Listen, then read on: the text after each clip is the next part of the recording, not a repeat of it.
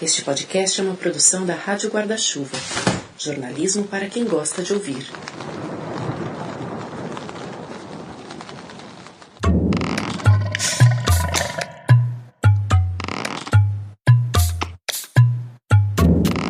Você que mora em uma cidade grande, quantas vezes você não olhou pela janela e imaginou que em várias daquelas outras janelinhas tinha pessoas iguais a você, vivendo, sonhando, olhando as outras janelas, provavelmente esperando uma promoção ou um aumento, se preocupando com o dia seguinte, com as contas a pagar. Com que frequência você pensa nessa nossa civilização, que parece tanto uma colmeia, mas onde cada abelhinha vive em seu próprio mundo, se achando única e especial? Essa cadeia de pensamentos é bem recorrente para mim. Talvez porque eu moro no 6º andar e porque em frente à minha janela estão sendo erguidas 2 torres de mais de 20 andares. Grandes apartamentos com varandas gourmet, cada um desenhado para atender aos anseios da nata da classe média paulistana.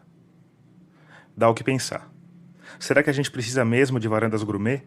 Será que não tem outro jeito de viver nas grandes cidades se não forem empilhados em caixotes privativos de cimento? A resposta é sim. Tem vários outros jeitos. E também tem vários jeitos de falar disso. Mas e se em vez de falar da experiência, eu fosse capaz de mostrá-la na prática? De fazer você sentir na pele como é viver numa grande cidade de um jeito radicalmente diferente. Eu sou Tomás Chiaverini e o 12º episódio de Escafandro já começou. Bom, não são 8 da manhã ainda. Eu tô aqui num bairro de Perdizes, na frente de um casarão. E eu tô entrando aqui sem tocar a campainha, como se fosse a casa de um grande conhecido, apesar de não ser. Eu subi uma escada de cimento cercada por um jardim meio selvagem e abri a porta da frente. No chão de tacos da sala ampla tinha 2 crianças. O Inácio, de 5 anos, e a Magali, de 2. Ela foi a primeira a me dar boas-vindas. Tudo bem? Você lembra o meu nome? Depois foram aparecendo os moradores adultos que costumam acordar mais cedo. Emiliano, Beto, Clara, Cristal e Pedro. Tudo bem? Oi. Oi. E aí? Sim, são muitos nomes, mas não se preocupa. Você não vai precisar decorar todos eles. Nesse episódio, em vez de destacar os indivíduos, a gente vai falar da experiência desse grupo. Não, mentira. Tô brincando. Não, tá parecendo o café da manhã da novela da Globo, né? Com o melãozinho. A gente tem patrocínio da Doriana. Bom, gente, eu tô gravando tudo, tá? São 10 adultos, 6 crianças e 6 gatos. Eles vivem todos numa mesma casa. E se você pensou em república, você errou. A ideia aqui não é dividir custos e atrapalhar os outros o menos possível. A ideia é dividir uma parte da vida. É essa parte que eu vou tentar mostrar pra você. Como? Bom, eu cheguei nessa hora que você já escutou, de manhãzinha, e passei o dia inteiro na casa, gravando toda a ação, até a madrugada do dia seguinte. Emi, ela falou que a ideia de fazer pizza foi sua. Aí eu falei em cima dessa piada que a gente podia fazer uma pizza. Ah, e ela topou? Topou. Ah, então vai ter pizza. Ela falou que eu só preciso fazer massa. Vocês nunca pedem pizza? Não, a gente A faz. gente faz. É que cada dia alguém faz o jantar, então sempre tem jantar. Aí, A gente não pede comida. mas não tem uma emergência de vez em quando? Tem muito tempo Não. que não, desde que a gente mora aqui não tem.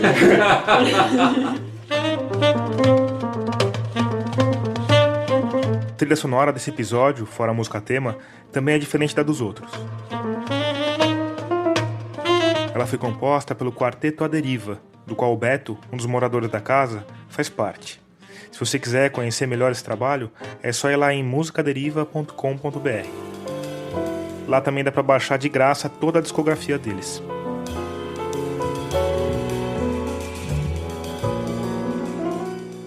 O processo de negociação para conseguir o privilégio de acompanhar um dia desse pessoal foi longo. Eles não são exatamente usuários assíduos das redes sociais, dos aplicativos de mensagem, nem dos celulares em geral. O jeito mais eficiente que eles encontraram para se comunicar foi uma parede de lousa ao lado da cozinha, onde ficam os recados do dia e a tabela de quem vai fazer o jantar. Essa, aliás, é a única regra escrita da casa. Cada morador adulto cozinha o jantar para todo mundo 2 vezes por mês. Como eu não tinha acesso à lousa, eu mandei várias mensagens, liguei várias vezes, até que eles me disseram para dar um pulo lá e explicar a minha proposta. Eu fiz isso, a gente conversou por várias horas, eu experimentei a excelente cerveja que o Beto e o Emi produzem e saí com a promessa de que minha proposta seria levada para a reunião geral dos moradores, que acontece uma vez por mês. 2 semanas depois, eu finalmente estava lá, sentado na mesa do café com o gravador ligado, tentando me enturmar com as crianças por meio de piadas completamente inócuas. E quem que é o vô do café da manhã? O Tahine. Essa piada aqui é difícil tomar. Fica tipo, que isso? Deixa eu ver então. Eu sei o que é porque meus amigos usam muito isso. Mas vai ter que adaptar. Diante disso, eu resolvi investir num assunto mais certeiro. Reparos domésticos. A casa em questão, que tem o apelido de Votupoca, é enorme.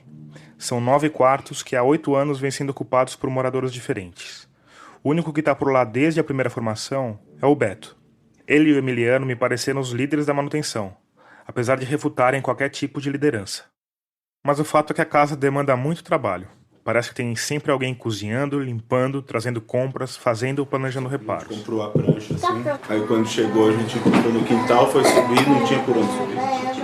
Não virava em nenhuma escada. Esse aconteceu alguns dias antes. A substituição de um patamar da escada externa que leva a uma espécie de solário, onde eles fazem cerveja e estendem as roupas. E a nossa solução foi subir na marra. O que significa isso? Ficaram 4 pessoas aqui embaixo, levantaram, foi subindo uma por vez pra puxar lá por cima. E no final ficou só o Beto aqui em cima da escada, segurando. Assim, não! Pra esquerda! Direita! E nós 3 lá em cima, eu, o Ivan e a Cinco. Enquanto o Emi contava, eu tive uma sensação que voltaria várias vezes ao longo das quase 20 horas seguintes. De que eu era o convidado em um grande navio. Não um navio moderno de aço e controlado por computadores. Um navio de madeira, um baleeiro do século XIX, onde todos sabiam suas funções, que tinham a ver basicamente com a manutenção daquele barco e das vidas de seus tripulantes.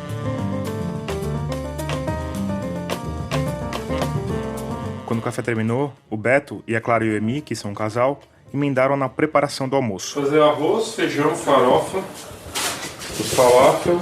Eu aproveitei para perguntar para a Clara e para o Emi sobre uma questão que estava pairando no ar.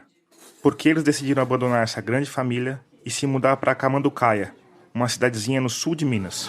A gente sempre fala que acho que aqui é o melhor esquema para se morar em São Paulo. Só que a gente sente que a gente está quase fingindo que não está em São Paulo, sabe? Porque a gente está querendo sair mesmo. Como é que vocês chegaram aqui? Vocês podem contar? A gente é amigo do Beto faz muito tempo. A gente não tinha vontade nenhuma de morar aqui no começo. Não, eu gostava de vir visitar, mas pra eu morar eu achava meio esquisito. Não sei. Era diferente. Eu sempre morei em apartamento. Na onda do medo, sabe? Em São Paulo você tem que morar no apartamento porque é perigoso. Aí até ele me convencer que não era perigoso, que você pode morar em casa, que tá tudo bem. Demorou. Aí depois que a Helena nasceu, a gente começou a pensar, nossa, acho que ia ser legal morar com... O que mudou, essencialmente, quando ela nasceu? Assim, além de tudo, além de tudo, né? Mas em relação ao fato de mudar a visão de vocês diante dessa casa. De ela crescer junto com outras crianças, com outros adultos que não só a gente, ter outras experiências, outros exemplos. Vaga um quarto, a gente veio, porque daí, quando vaga um quarto, vão surgindo vários interessados e aí o pessoal que mora aqui vai conhecendo e até escolher quem vem. E nessa vez a gente não foi escolhido. Vocês não foram escolhidos a primeira vez? É, não. Que despeito. Não, foi tudo bem, é normal. Tinha mais a ver com... Mas a galera aquele ficou no momento. climão depois. É verdade, a galera ficou visitar. no climão. O pessoal ficava assim, sem olhar. Desculpa, não, tá tudo bem. Ai, que bom que vocês ainda vêm, tá? Diante da rejeição, eles resolveram montar por conta própria uma casa coletiva. A experiência não foi das melhores. Deu briga, foi bem feio. Aí a gente desmontou a casa, devolveu a casa, pagou uma multa do contrato. E aí nessa hora o Beto falou pra gente, olha, tá vagando quarto e o pessoal tá afim, vocês podem vir. Vocês tinham ficado em segundo lugar da última. Aí a gente veio, faz quase 2 anos agora. E por que você acha que a outra casa não funcionou e essa funciona? A gente montou um grupo completamente desconhecido. Tava todo mundo afim de morar coletivo, mas depois que a gente se juntou, os motivos não eram os mesmos, o modo de vida não era o mesmo, era tudo muito diferente e a gente não bateu um com o outro. E aqui, como a casa já tem muito tempo, e vai saindo um, vai chegando um, e a gente conhece as pessoas. O grupo já tem um funcionamento que independe do indivíduo aqui. Então, quando chega alguém novo, além do grupo se moldar essa pessoa tem que, de alguma forma, se moldar ao funcionamento que já existe. Tipo, como se a casa tivesse uma alma própria dela, assim. O grupo agindo como mais do que a soma dos indivíduos. A prioridade é alguém que já conhece, mas já teve momentos de ter um processo de seleção mais regradinho, e aí tinha que vir para um jantar, que era meio uma entrevista, e era meio artificial, assim, a conversa, sabe? Ficava meio uma entrevista, e é uma loteria, se ninguém conhece a pessoa, aquele jantar não vai resolver muito, sabe? A resposta é sempre a mesma. Eu não como carne, mas eu não como muito. Eu como carne, mas não como muito. Essa é a verdade. resposta que as pessoas dão pra gente. Mas é verdade mesmo. Só pra gente fazer o roteiro da entrevista. É a mesma. Todo mundo acorda às 6, come um pouquinho de carne. Mas é curioso pra ver a imagem que a pessoa faz dela mesma, né? Ou de vocês. Ou nossa. Se eu quero entrar lá, eu tenho que Eu fazer tenho que isso. comer pouca carne e tenho que... Mas não tem. Não tem. E rola uma votação entre vocês depois? Ou é um consenso? Como é que é? A gente já foi votado naquela vez que a gente veio jantar Foi aqui. votado fora. Mas tiveram meu Mas o voto. Beto Tiveram votou meu na voto. gente. Mas na época foi engraçado pra gente, porque a gente frequentava a casa, vinha aqui direto. Mas fizeram as mesmas perguntas. Você sabe cozinhar? Não conhece? Cozinha 10 anos em restaurante? Que pergunta é essa? Tem uma outra história também boa. Uma menina que veio, ela tava quase ganhando a vaga, assim. Até que depois que ela foi embora, no dia seguinte, alguém falou, na hora que ela passou pela frente do quarto, ela fez o sinal da cruz. Limada na hora, por quase unanimidade, assim. Mas ainda tem esse processo de... A pessoa tem que vir algum dia, conhecer a casa, conhecer as pessoas, mas a gente evita fazer essa formalidade, assim, sabe? Amanhã vem um casal aí almoçar. Vai ficar no lugar de vocês. Quando se for vocês saem? Só em dezembro. A abolição das regras e das formalidades é uma tendência da Casa Votupoca. As contas são divididas entre todos, a não ser o aluguel em si, que varia conforme o tamanho dos quartos. De resto, qualquer um pode comprar o que quiser, que o custo vai ser dividido igualmente. Claro que não existem empregados ali. A limpeza das áreas comuns é de responsabilidade de cada um e de todos ao mesmo tempo. Eu acho que no começo, quando você está começando a organizar, você cria as regras e cria tabelas e cria coisas que pode ou não pode. O legal é quando isso vai se transformando numa compreensão do olhar pro outro. Eu acho que o exemplo da faxina é o melhor, né? Tinha uma tabela igual a da cozinha, tinha a da faxina ali, onde cada um fez, que dia fez, o local que fez, até o momento que você chega, vamos tirar essa tabela daí, se tá sujo e você pode, limpa. Não precisa de uma tabela para quem vai pôr o lixo para fora. O lixo tá ali e você sabe onde tem que pôr. A regra escrita tira a sua responsabilidade daquilo. Então, quando você tem uma planilha de faxina e você tem seu nome lá, não tá mais tá lá. comigo. Eu já faxinei o banheiro essa semana. Se a sala tá imunda, não é mais comigo. Quando você tira do escrito, da lousa e da regra, a responsabilidade tá com todo mundo, tá na mão de todo mundo, entendeu? Alguém tá com copo pra mim, por favor? Alguém também tá com copo pra mim, por favor? Vocês podem usar o mesmo copo, será? Sim. Que tal? Outro dia de manhã os dois foram brincar. Aí eles ficaram brincando sozinhos ali no quarto, com a porta fechada. Aí passam meia hora, uns 40 minutos, eu vou lá ver se eles estão vivos. Abre a porta e estão os dois pelados. Você fala, gente, tá pelado! Tá pelado! E Clara, você está trabalhando agora? Eu trabalho em casa com revisão de livro, revisão de texto. Vocês se conheceram como? A gente teve o mesmo melhor amigo durante 5 anos. Sem se E ele conhecer. nunca apresentou a gente. Era um menino que estudou comigo na escola e estudou com ele na faculdade. E como vocês conseguiram essa proeza de... Vocês não se encontravam? Ele não misturava os Ele não grupos, misturava assim, os grupos. ele fazia ele- questão. Então, ele era meu melhor amigo e era melhor amigo dele e a gente nem sabia. Aí um dia, em um aniversário dele, ele resolveu convidar todo mundo, aí a gente se conheceu.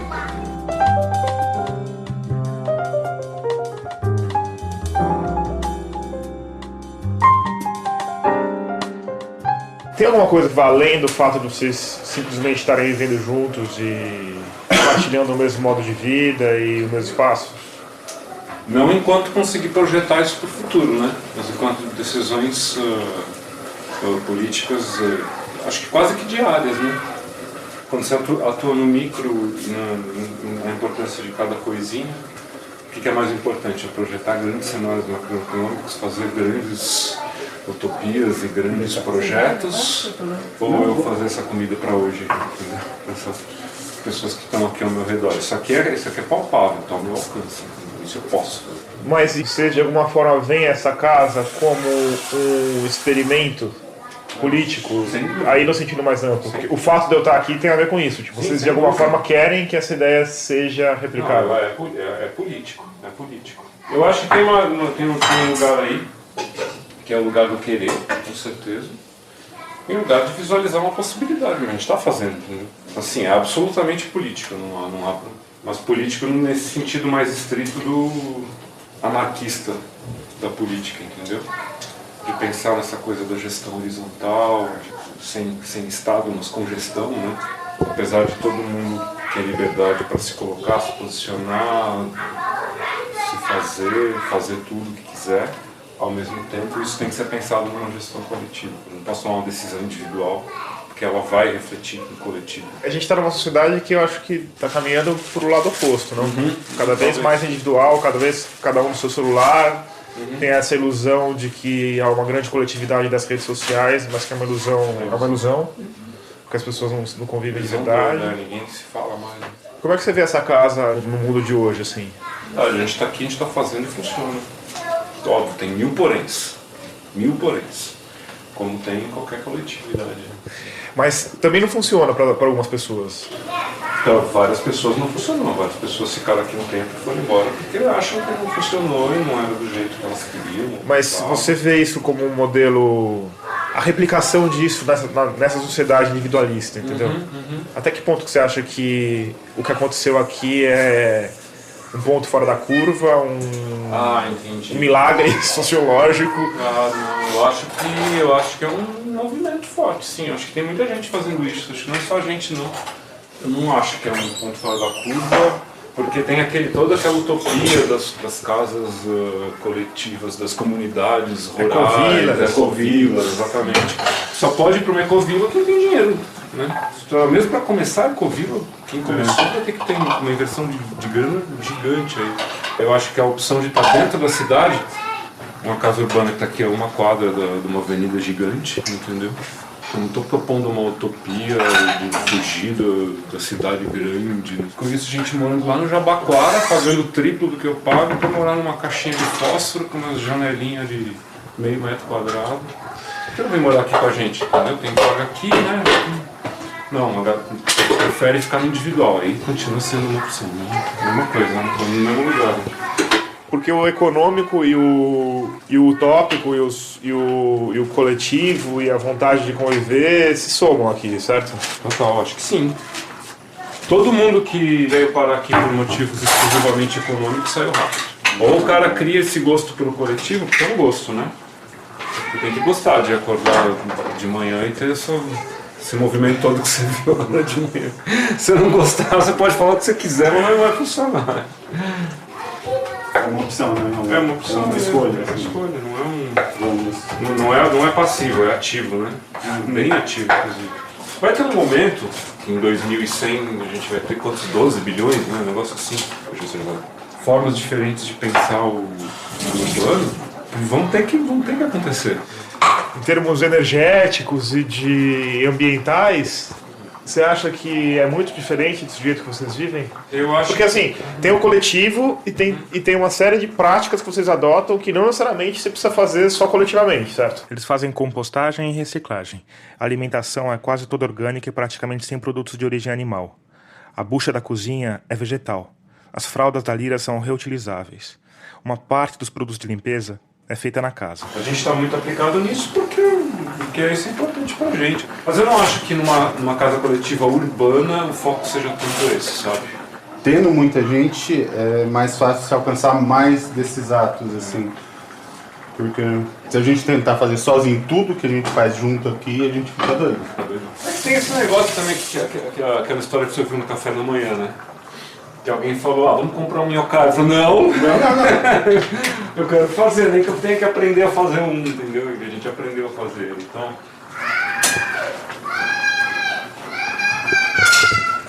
Ele caiu. De onde você caiu? O Inácio caiu. Foi o primeiro de um total de 5 tombos computados pela nossa reportagem ao longo do dia. Mas não se preocupe que nenhum deles causou ferimentos significativos.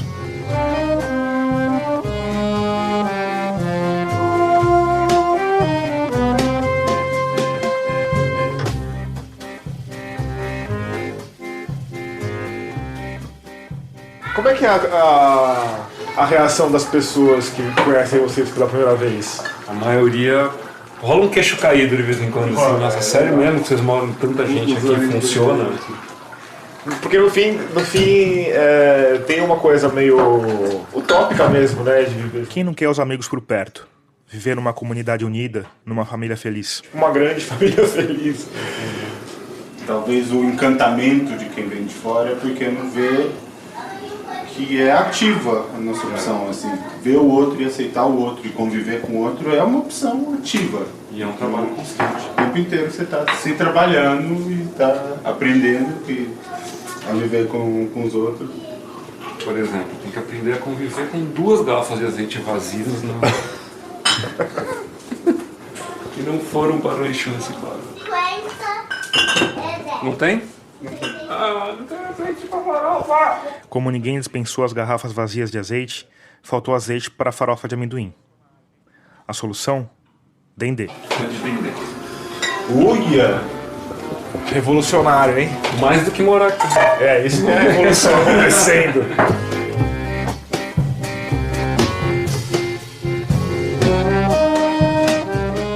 A gente tem nossos pegas aqui também, acontece. A gente tá morando junto. Eu posso brigar com você, a gente pode discordar, até ter alguma coisa séria, mas se a gente vai continuar morando junto, a gente vai ter que resolver isso. Ou não sai. Como eu já vi acontecer várias vezes aqui. O que rola, que é interessante, é que isso acho que é quase 100% das pessoas que saíram, assim. Que saem geralmente em busca de alguma coisa mais individual, né? E aí dão uma sumida. Não quero ver vocês durante muito tempo, né?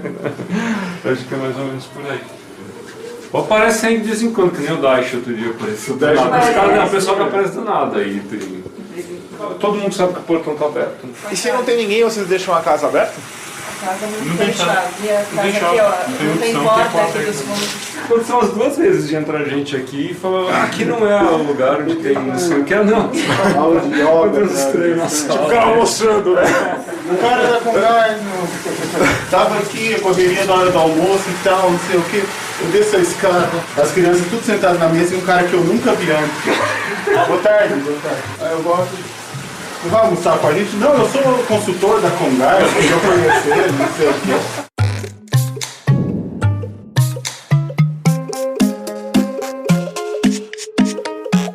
Termina aqui o primeiro bloco do 12º episódio de Escafandro. Se você está ouvindo isso, é provável que esteja gostando da história de hoje. E o melhor é que você não está sozinho. Atualmente, depois de 8 meses de trabalho, o Escafandro tem uma média de 1.000 ouvintes por episódio. E esse número está crescendo, o que é ótimo. O que não é assim tão ótimo é o número de apoiadores que contribuem com algum valor em dinheiro para o projeto. São só 17 pessoas. Aliás, muito obrigado se você é uma delas. Se você não é, mas quer continuar escutando histórias como essa, fica aqui o meu pedido de apoio. É só ir lá em radioescafandro.com e clicar na aba Apoie. Dali, você vai ser direcionado para um site do Catarse, que é uma plataforma de crowdfunding, as vaquinhas virtuais. Ali é só fazer um cadastro rápido e pronto. Dá para colaborar com valores a partir de R$5.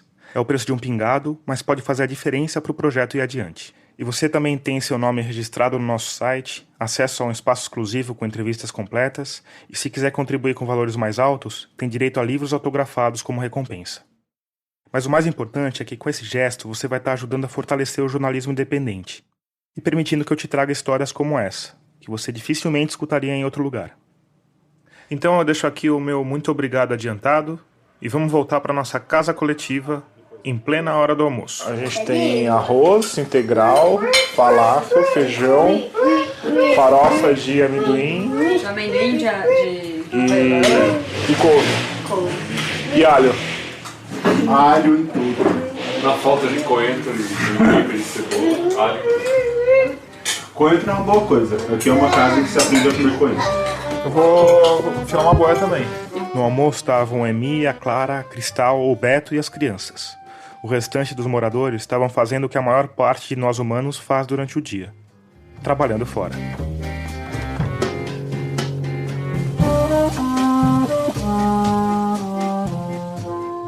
A gente falou de escorpiões. Mas você tá viajando na Malásia, tem uma barraca de espetinho de escorpião. Não vou perder a chance de provar isso. A gente falou de lhamas. E é bom. É tentador. Parecia cordeiro, assim, tinha um gosto bastante herbal. E a gente falou de dinossauros. Pai, como que você acha que todos os dinossauros sumiram?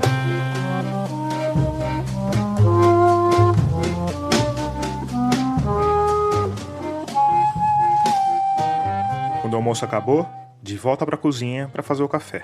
A Cristal se encarregou da tarefa enquanto contava do parto da Lira, ocorrido 4 meses antes. Primeiro eu decidi que eu ia parir lá na Casa Ângela. Aí o pessoal da Casa Ângela me falou que podia ter 2 acompanhantes só. Eu falei, 2 acompanhantes? Mas eu moro com 15 pessoas. Não, e aí eu decidi que eu queria parir aqui. Aí a parteira falou, tá bom, não, você vai parir lá, acho que você tá preparada, vai dar certo, você tem cara de quem vai parir em casa. E aí eu entrei em trabalho de parto, passei a noite inteira. E ela tava aqui? Não. Passei a noite inteira, sem saber que eu tava em trabalho de parto, assim, tipo, com muita dor, falando, nossa, o que será que tá acontecendo? E aí ela veio e falou, então, não vai parir em casa, tem que ir pro hospital. E a Lira trouxe piano. A Lira trouxe piano lá no 500. É. A Lira chegou e aí um dia depois a gente teve uma reunião, a nossa reunião mensal. Aí todo mundo falou, vamos comprar um piano, vamos comprar um piano, vamos comprar um piano. E aí compramos o famoso piano. E aí um dia depois minha irmã chegou aqui, falou que a namorada dela que é intuitiva e tal, né? Que a namorada via um piano na vida da Lira. Aí eu falei, então, chegou.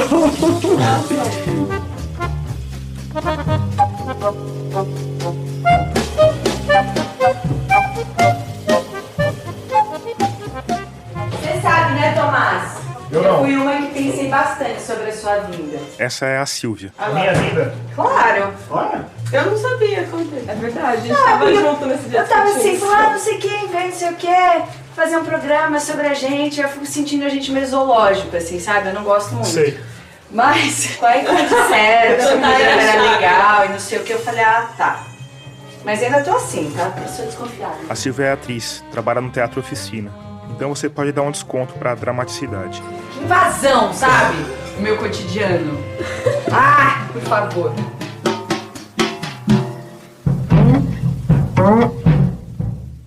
Quando a gente estava terminando o café, o Inácio, Naná para os íntimos, se ofereceu para me guiar por um tour pela casa.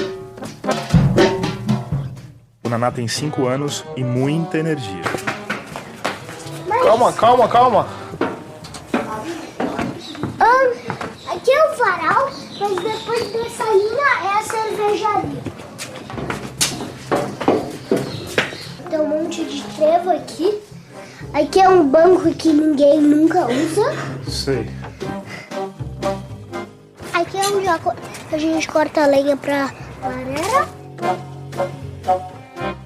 Aqui é o lugar de ir pra vizinha. É o lugar de quê? Ir pra vizinha. O lugar de ir para a vizinha é uma espécie de sacada que dá para o muro da casa ao lado. Ah, o que você vai fazer lá? Um dia eu descobri aqui. Daí a gente ia cortar banana no dia. Daí a gente veio por aqui, desceu, cortou. E a vizinha não liga que vocês pegam a banana dela? Porque ela não mora aqui. O nosso tour terminou no quintal da frente, onde tinha 4 ou 5 bicicletas. Eu olhei as bicicletas, olhei o meu guia de 5 anos e fiz a pergunta que me pareceu lógica. E qual que é a sua bicicleta? O Naná me olhou com aquela cara característica que as crianças fazem às vezes. Você sabe de que cara eu tô falando. Aquela cara que instantaneamente mostra pra qualquer adulto como as nossas verdades no fundo são frágeis. Ah, não tem. Você pega qualquer uma? O Naná não tem uma bicicleta só dele. Afinal, que sentido teria criar as crianças numa casa coletiva se não fosse pra compartilhar as bicicletas? Eu só cabo dessa. Ah, Eu também cabo nessa, mas essa não funciona.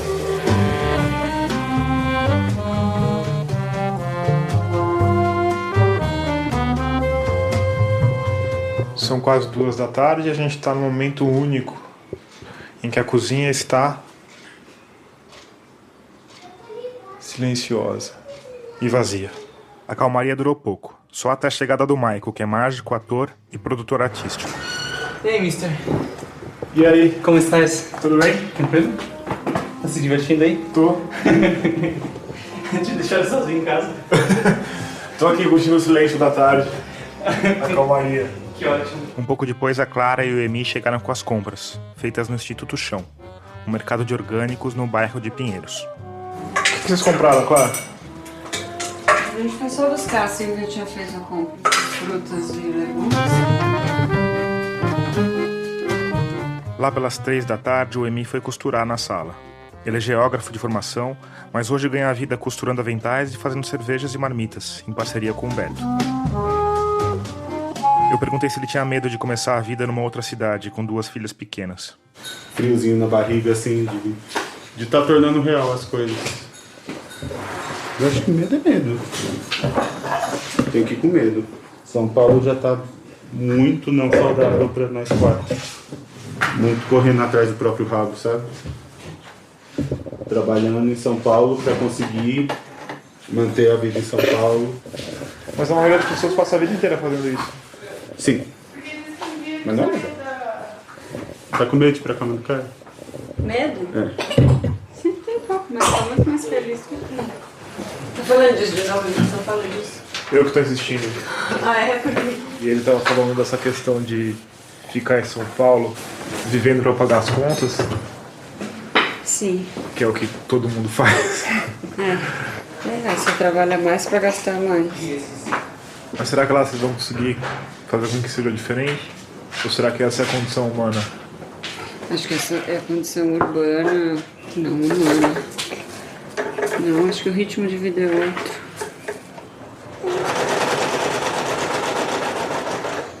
Você faz planos pra sua vida?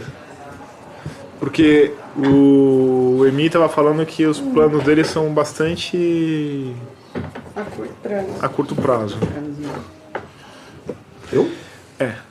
Você me falou isso, não falou? Eu esqueço as coisas que eu falo. Mas faz sentido, não faz? Curto prazo, Faz sentido, já passou. faz sentido. Esqueci. Presente. Porque essa coisa de construir uma casa, a casa própria, é um sonho humano, né? E ter uma terra onde você vai viver, um lugar onde cai morto, uma eira e uma beira. O famoso lugar onde cai morto.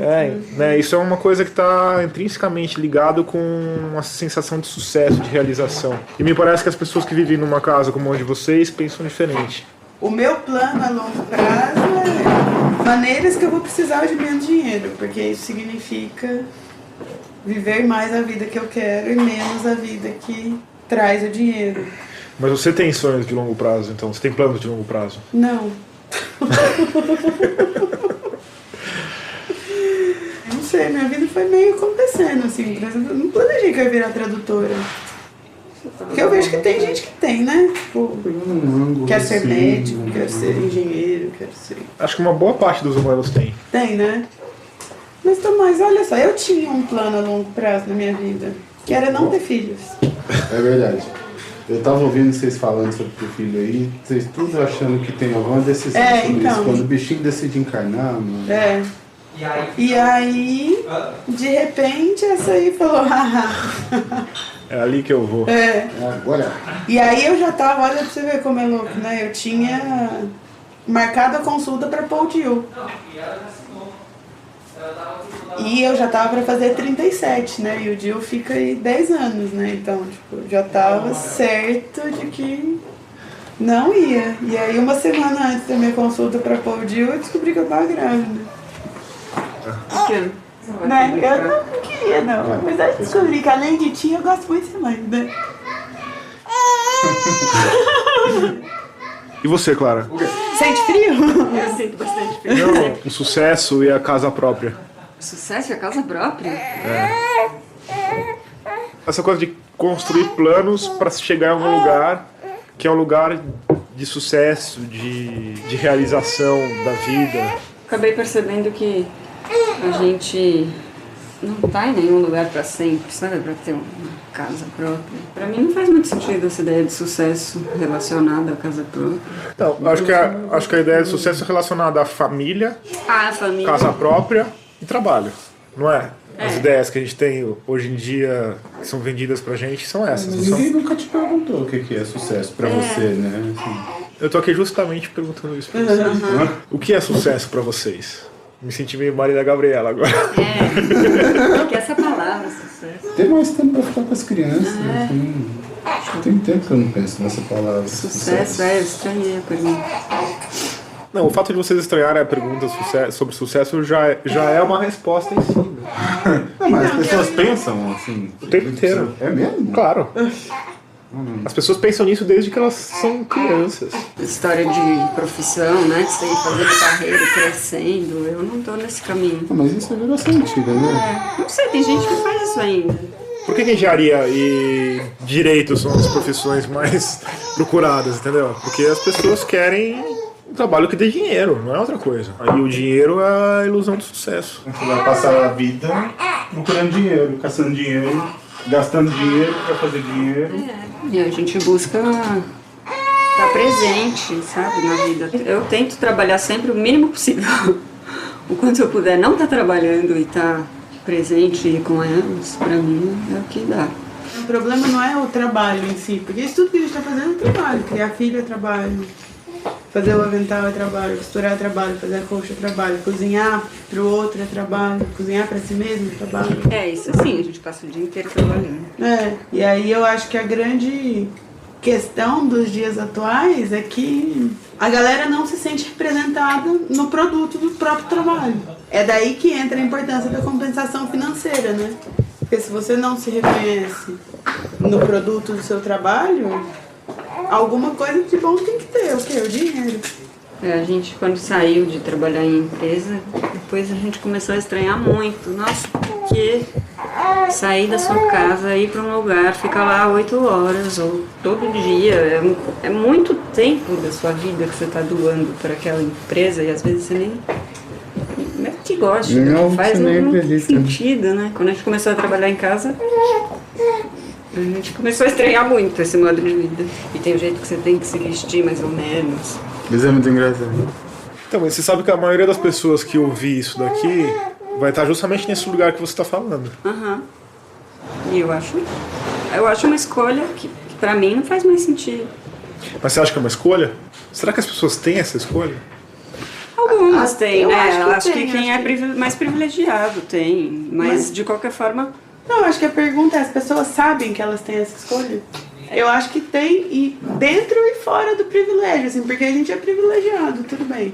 Mas o cara que, sei lá, pensando em privilégio financeiro, né? O cara que acorda às 3 da manhã pra ir ser porteiro no prédio pra ganhar R$800, se ele deixar de ser porteiro no prédio pra ganhar R$800, ele não consegue criar alguma coisa com o próprio trabalho, que ele se veja representado do próprio trabalho, que seja abrir um bar onde ele mora, que seja vender cerveja pra galera. As pessoas que não têm o privilégio financeiro que a gente tem, também estão negociando com muito pouco. No sistemão, né? A gente tava falando isso outro dia, né? Sistemão. Que o... Eu gosto do termo sistemão. Sistemão. Pra não viver no sistemão, você tem que escolher não. Não vai ser assim, eu não vou fazer isso. Porque enquanto você não escolhe o não, você vai indo. Então você vai pro trabalho que te paga mal. Mas é que esse negócio, você tem que ter um lugar pra cair morto. Mas eu já tenho lugar pra estar vivo. Eu tô aqui, tô em casa. Comendo caia. A vida é agora. Ficar caçando dinheiro pra morrer cheio de dinheiro. Né? Ninguém no leito de morte deseja ter trabalhado um pouquinho mais. podia ter ficado um pouquinho mais de tempo fazendo hora extra. Se você me pergunta, você acha que todo mundo tem essa escolha? Não tem, né? Mas a escolha de estar presente na sua vida você tem, entendeu? É uma questão de como você está na sua vida, no seu tempo. Você está ali presente ou você está vivendo em sofrimento também. Acho que isso é uma escolha. A meia hora que você passa com seu filho todos os dias, no fim do dia, você tá meia hora com seu filho? Ou você tá 30 minutos pensando o que você devia estar fazendo na empresa? E fazer planos a longo prazo também é uma maneira de não estar presente, né? Você tá aqui pensando o que vai acontecer lá. É que eu tenho a impressão que as pessoas acham que em algum momento elas vão chegar em um estágio de conforto que vai permitir a elas finalmente desfrutar da vida. Então, eu acho que pra pensar isso, a primeira coisa que você tem que pensar é: você já pensou sobre a vida que você vive? Você já pensou que, tipo, beleza, você tem muito sucesso na sua carreira, mas pra você ter sucesso na sua carreira, você tem que trabalhar 3 vezes mais pra pagar alguém pra cuidar do seu filho?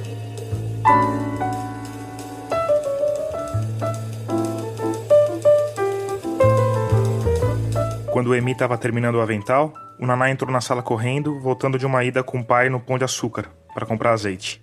Você ainda tá fazendo isso? Eu vou ficar fazendo isso até a hora de eu dormir hoje. Até quando eu estiver assim, ó. Eu vou estar assim, eu vou estar muito cansado, eu vou fazer assim. E depois que ele acordar, ele vai continuar fazendo.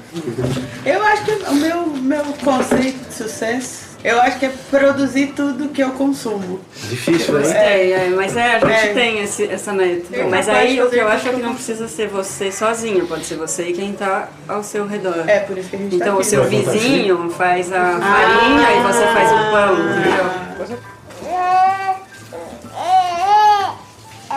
Verdade? Não acredito. Você tem muitos planos de sucesso? Você vai ser uma advogada? Eu fico pensando se a hora que eles decidirem se meu, rebelar contra a gente... É chance, hein? Vou fazer Sanfran.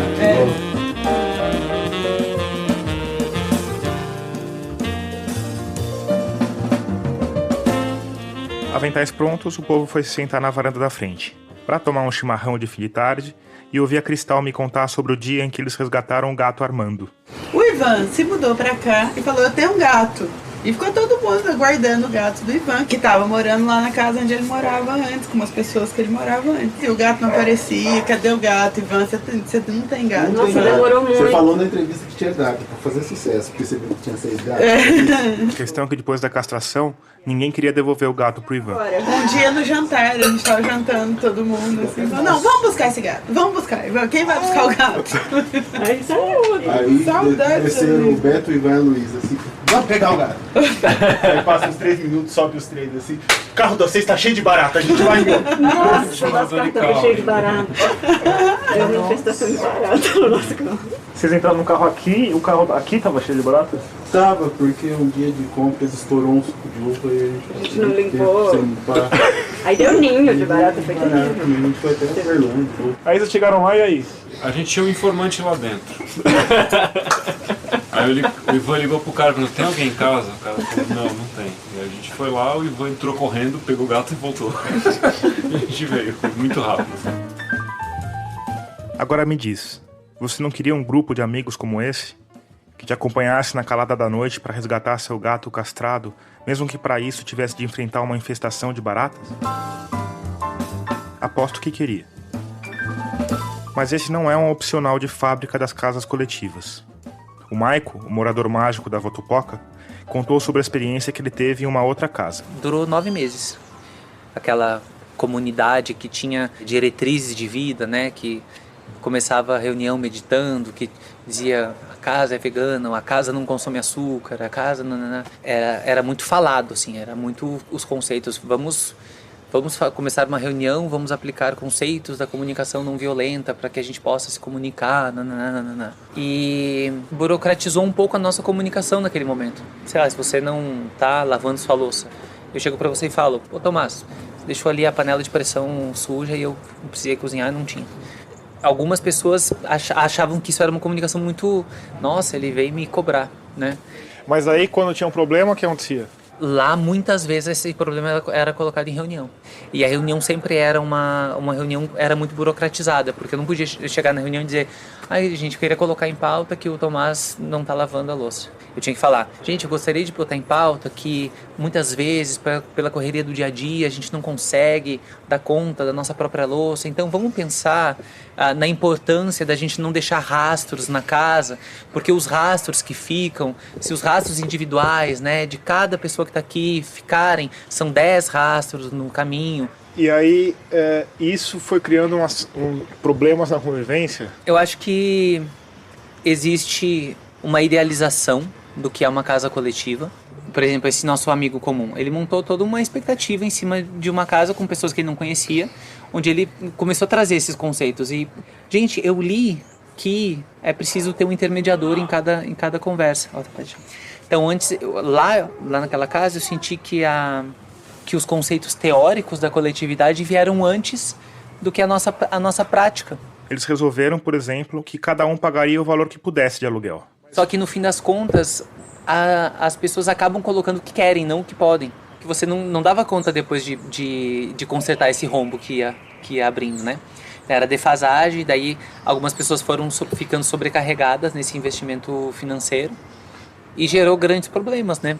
Tanto que depois, quando a casa acabou, a gente teve uma série de gastos para pintar, para fazer várias coisas, e isso sobrecaiu também sobre outras pessoas.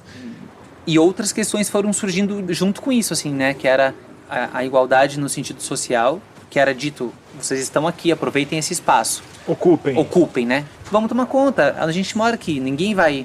Porque tinha um vizinho que grita... Uma vez um vizinho ficou enchendo o saco porque descobriu que a gente morava em várias pessoas, né? Ouvia o barulho das crianças, achava ruim que as crianças estavam gritando e correndo pela casa. Aqui que você vê a mesma coisa, assim. Você não ouve os vizinhos aqui, né? E lá era pior. Lá no Pacaembu era pior do que isso. Porque os muros são mais altos. As casas são mais protegidas, assim. A nossa não. A nossa casa era mureta baixinha, portão aberto, tudo muito, muito amplo. E você passava na rua, você via as crianças na frente. É um choque, assim, para aquele bairro. Eu tinha uma menina que morava com a gente e ela era negra. E tinha uma filha pequena.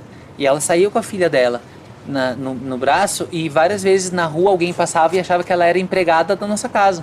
E aí isso para ela era chocante, para nós todos, né? E o que é diferente na Casa Votupoca? A gente atualiza permanentemente os nossos combinados para que a gente consiga estar num lugar onde essa convivência possa ser melhor. E é difícil, o que eu tenho para dizer que é difícil. Ou desafiador, porque daí você tem isso, né? Não pode falar difícil, tem que falar desafiador. Mas eu acho interessante, porque parece que tem uma alma que vai passando por um inconsciente coletivo que está nesse grupo, e como as pessoas são ligadas a esse grupo de alguma forma, as pessoas que entram estão nessa vibração que persiste, mesmo que o grupo inteiro mude, né? Porque a origem é a mesma. A origem é a mesma. Agora, no final do ano, vai sair parte importantíssima da casa. Vai sair Emi, Clara, Helena, Magali, Bernadette, Clotilde. Eu tô junto com a Magali desde que ela nasceu, então agora vai rolar um processo de separação também. Ela vai ter 2 anos e meio quando ela for morar longe. E isso pra dizer de mim, né? Sem contar todo o mundo da casa, que também é muito apegado a Magali, a Helena. Então, quando acontecer essa mudança agora no final do ano, vai entrar novas pessoas e a gente vai ter que continuar atualizando esses combinados. Eu acho que isso é o mais difícil, né? Tipo, o desafiador, né? Desapego, de certa forma. Um desapego para largar velhas ideias e construir junto com as pessoas que vão entrar. Que não vai ter outro Emi, outra Clara, vai ser... A vida é mutante, né? Não tem jeito. Exatamente. Eis que o dia deu lugar à noite no bairro do Sumarezinho. Sim, eu sei, eu falei Perdizes lá no começo, mas estava errado. De qualquer forma, sabe o que isso significa? Muito legal. Você assistiu no projetor. Sem a gente, madrugada. Não, é madrugada. O que é essa bandeja? A cozinha já estava todo vapor. Tô fazendo o melhor que eu posso nesse momento. Inclusive, ó, algo que me distraiu. Eu esqueci de tirar a semente da abóbora. Olha. A encarregada do jantar era a segunda ocupante adulta mais jovem da casa, a Sulamita, com 22 anos. Ai, será que essa fava... Olha, eu fiz vontade de fazer a fava. Mas ela tem uma boa estratégia. Tem que sempre contar com o amor das pessoas no coração pra receber a nossa comida.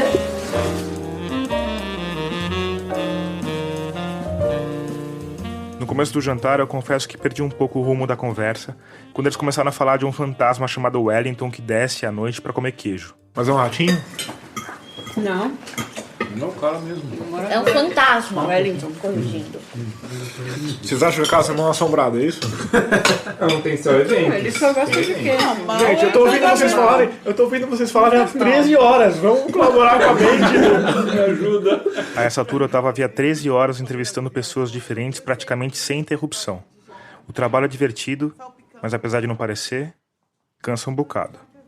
De qualquer forma, eu me recuperei a tempo de escutar a história da Cristal sobre a colheita da jaca. Sim, colheita da jaca em plena zona oeste de São Paulo. E aí alguém falou, vamos buscar jaca. Tava todo mundo em casa. A gente falou, então vamos todo mundo buscar jaca. Aí ele saiu de excursão. O que nesse bairro é bastante mal visto, né? Você andar de bando, assim. E aí a Jeremias veio atrás. Pra todo mundo. 10 adultos, 5 crianças e um gato. É. Quem que trouxe a jaca? Quem trouxe não importa. Importa que o Beto trepou no pé de jaca, na jaqueira. E aí, lá de cima, ele conseguiu cortar o caminho da jaca, que caiu e o Emiliano pegou. O Emiliano pegou a jaca no colo. O bombeiro pegando uma criança no prédio em chamas. Isso, exatamente. Era exatamente isso que eu queria chegar, assim, ó. E aí vocês voltaram caminhando pelas ruas do Sumarezinho com a jaca. Com 2 jacas. Se tivesse gente na rua, a gente ia ser muito mal visto, mas também não tem gente na rua.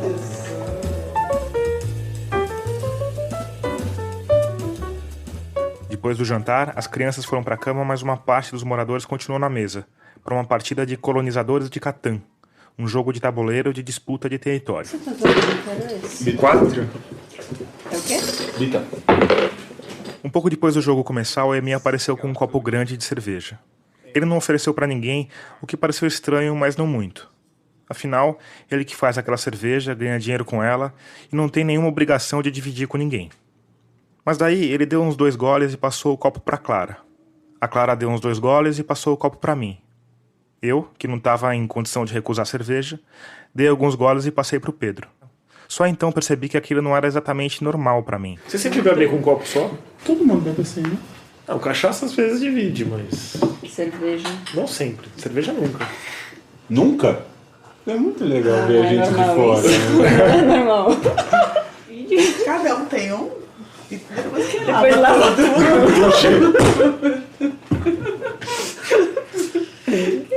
Vai lavar tudo.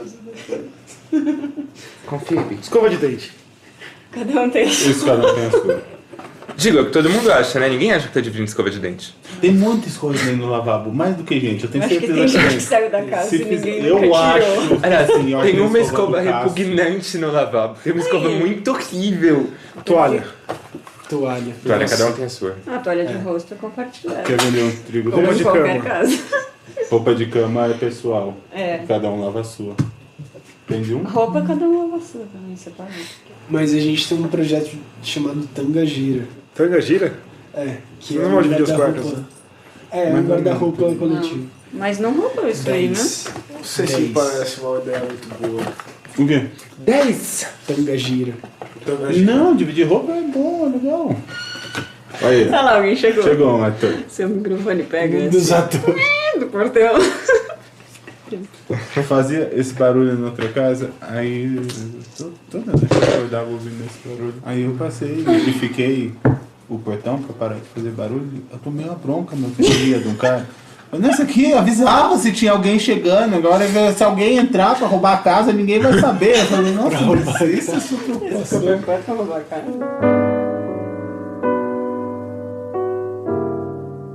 Olha! quê?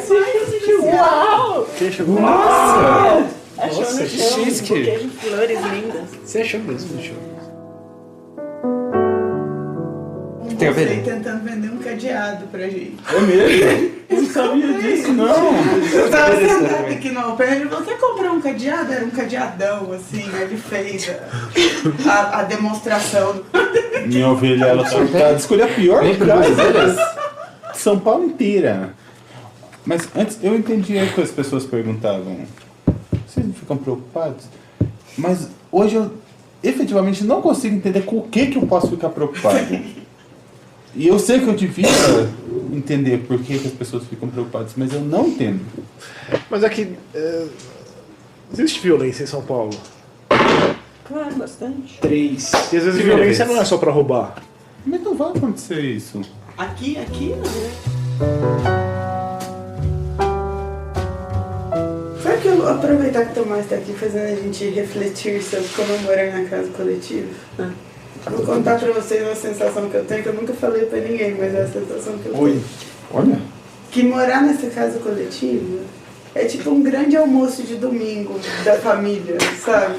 Uma família que se dá bem, né? Porque almoço de domingo. Pode ser muito bom ou muito ruim. Não necessariamente. Porque com todos os seus lados. Então. É que às vezes a gente não está tão bem, né? Não, às vezes não. Olha quem chegou! Quem chegou? O Ian e a Silvia. O Ian é filho da Silvia. Você também ganhou flores? É a única que tinha no teatro. Eu fiz um vaso. Agora chegou os atores tudo, Tomás tá saindo. Agora vai longe. Agora vai longe. Beijo, boa noite. Meu, vocês fazem cerveja. Como é que vocês não vão dormir toda noite bêbado de cerveja? Vocês De onde você assumiu que a gente não vai dormir toda noite bebendo cerveja? Alguém falou isso? Cara, tô me fazendo sentido a questão do copo só, cara. É uma questão de economia, né? Se cada um tivesse um copo, vocês iam estar todo mundo bêbado, né? Todos os dias.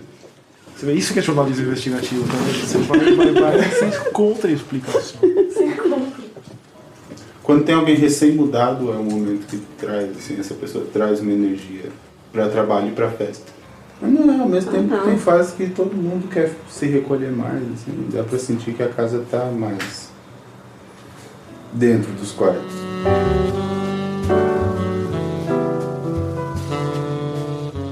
Você te contando uma história. Não, um dia eles foram passear, não sei onde que eles foram, acho que foram de Sergesp, alguma coisa assim. E no caminho de volta, a Helena falou assim, vamos passar na frente da minha escola? E aí acho que foi o Emi que falou assim, filha, mas sua escola não fica no caminho que a gente vai fazer. E aí a Helena, com sua grande sabedoria, virou e falou, mas pai, se é a gente que tá fazendo o caminho, a gente pode fazer o caminho que a gente quiser, né?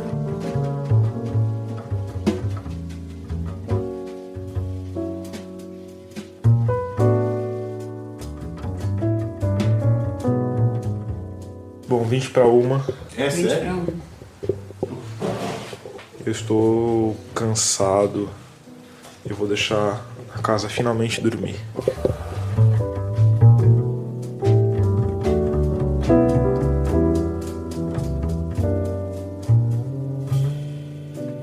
E assim chegamos ao fim do 12º episódio de Escafandro. Mas antes de terminar, eu queria te convidar a escutar outros 2 podcasts, que são nossos parceiros na Rádio Guarda-Chuva. Tem o Põe na Estante, sobre literatura, que é comandado pela Gabriela Maier.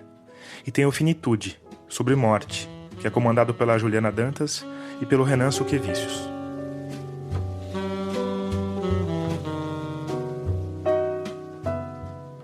A trilha de abertura desse episódio foi composta pelo Paulo Gama. As demais trilhas, excepcionalmente, são do Quarteto A Deriva. A mixagem de som é do Vitor Coroa. Eu sou Tomás Chiaverini e concebi, produzi e editei esse podcast.